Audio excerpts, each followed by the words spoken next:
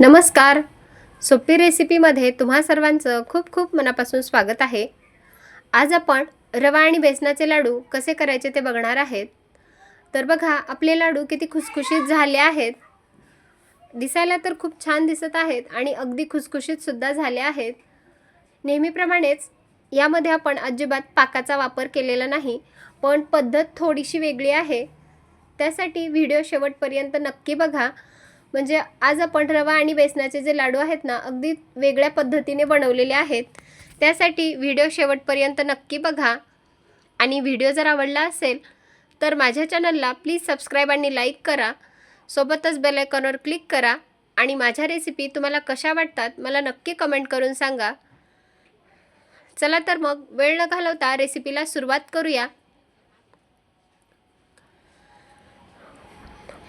आता सगळ्यात अगोदर आपण इथे साहित्य पाहूयात.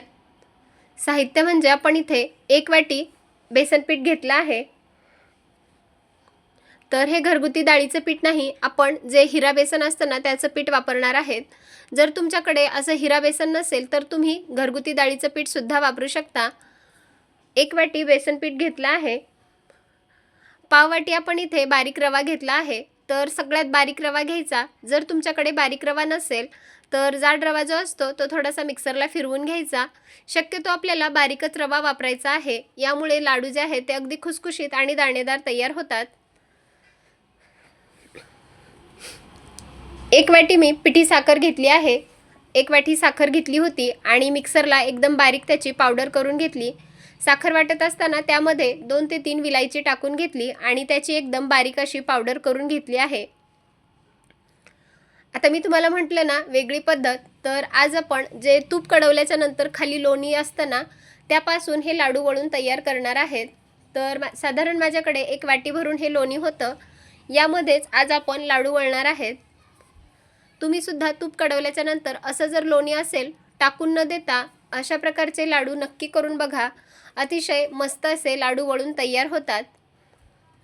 तर साधारण हे 1 वाटी भरून आहे. यामध्येच आज आपण हे लाडू वळून तयार करूयात. चला तर मग आता पुढची तयारी करूयात. आता लाडू करण्यासाठी सगळ्यात अगोदर मी गॅसवरती कढई गरम करण्यासाठी ठेवली. कढई हलकीशी गरम झाली की त्यामध्ये आपल्याला रवा टाकून घ्यायचा आहे. रवा आपल्याला अगदी मध्यम आचेवर हलकासा सोनेरी रंग येईपर्यंत भाजून घ्यायचा. फक्त याचा जो कच्चेपणा आहे तो निघून जावा इथपर्यंत अगदी 3 ते 4 मिनिट हा रवा आपण छान असा भाजून घेऊयात. गॅसची फ्लेम आपण अगदी मध्यम ठेवली आहे. मध्यम आचेवर हा रवा आपण छान असा सोनेरी रंग येईपर्यंत भाजून घ्यायचा. यापेक्षा जास्त सुद्धा आपल्याला रवा भाजायचा नाही. जर जास्त रवा तुम्ही भाजलात तर थोडीशी त्याची कडवट चव लागू शकते. त्यामुळे अगदी मध्यम आचेवर छान असा सोनेरी रंग येईपर्यंत रवा भाजून घ्यायचा. तर तुम्ही सुद्धा असं रवा छान असा भाजून घेतला की कढई गॅस बंद केला की थोडासा आपण रवा जो आहे तो हलवत राहूयात, कारण कढई आपली पूर्णपणे गरम असते. आता बघा, हा रवा भाजलेला रवा आपण एका प्लेटमध्ये काढून घेतला. आता त्याच कढईमध्ये आपण बेसन पीठ सुद्धा भाजून घेऊयात. बेसन पीठ भाजत असताना सुद्धा गॅसची फ्लेम आपण अगदी मध्यम ठेवली आहे आणि मध्यम आचेवर हे बेसन पीठ भाजून घेऊयात. बेसन पीठ घेतलं की आपल्याला त्याला चाळणीने चाळून घ्यायचं आणि मगच कढईमध्ये छान असं भाजून घ्यायचं आहे. बेसन पिठाचा थोडासा हलकासा तांबूस रंग येईपर्यंत भाजून घ्यायचा. त्याचं सुद्धा कच्चेपणा निघून जाईपर्यंत भाजून घ्यायचा. बेसन पीठ छान भाजलं की लाडू खायला सुद्धा अगदी छान तयार होतात. आणि जर बेसन पीठ जर तुम्ही चांगलं भाजलं नसेल तर लाडूची चव चांगली लागणार नाही. आता आपण बेसन पीठ छान असं भाजून घेतलं. यामध्ये हे जे लोणी आहे ना ते टाकून घेऊयात. तर माझ्याकडे 1 वाटी भरून पूर्ण लोणी होतं, तर इथे मी अर्ध टाकलं. या अर्ध्या लोण्यामध्येच आपण हे पीठ छान असं मिक्स करून घेऊयात.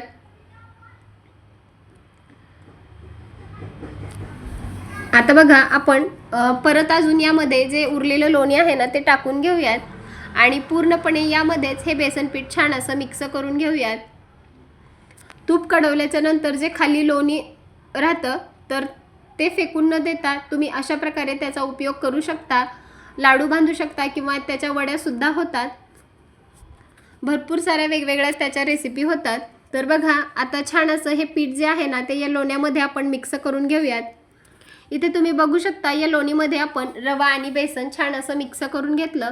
आता मी गॅस बंद करून घेणार आहे आणि कढई आपण खाली काढून घेऊयात।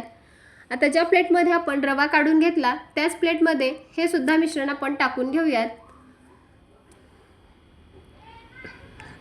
आणि आता रवा आणि बेसन जे आहे ना ते चांगलं एकत्रित मिक्स करून घेऊयात। रवा आणि बेसन आपण छान असं एकत्रित मिक्स करून घेतलं।